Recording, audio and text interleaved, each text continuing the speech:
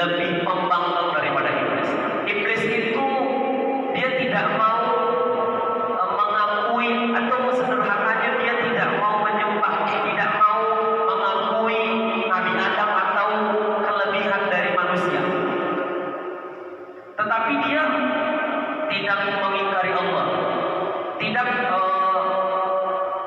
awalnya dia tidak melawan Allah Subhanahu wa taala. Dia mau menyembah Allah, tetapi karena kesombongannya, karena merasa dia paling tinggi, akhirnya menjebak dirinya.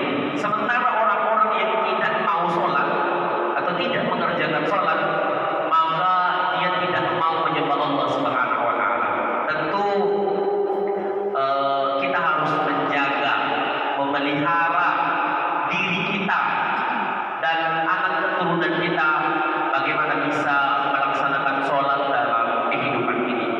Bapak Ibu, hari ini kita memperhatikan banyak sekali masyarakat kita, umat kita, anak-anak kita yang tanpa beban mereka meninggalkan sholat.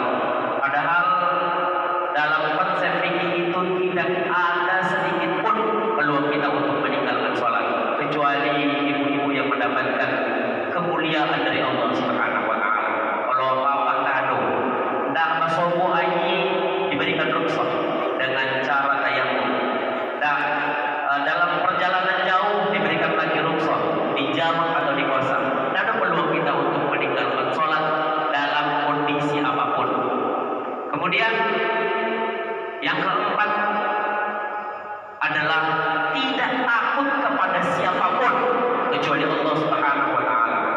Mengurus, jangan kita berpikir Bapak Ibu, mengurus masjid itu tidak ada tantangan atau rintangan yang kita hadapi. Justru kadang mengurus masjid ini banyak tantangan yang kita hadapi. Makanya Allah buatkan kita sebagai pengurus masjid, sebagai orang-orang yang memakmurkan masjid, untuk tidak takut kepada siapapun kecuali Allah Subhanahu wa taala.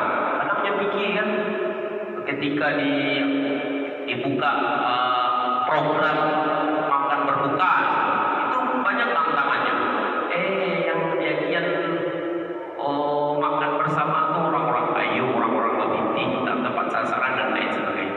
Iku kurban ini tak ada orang pengurus masjid kok. Dan kadang-kadang yang memberikan komentar itu bukan yang ikut serta dalam hal tersebut. Makanya Allah buatkan kita di dalam ayat itu. Jangan dengan gara-gara bahasa-bahasa seperti itu menurunkan kita untuk memakmurkan masjid Allah Subhanahu wa taala. Itu adalah tantangan untuk menguatkan iman kita.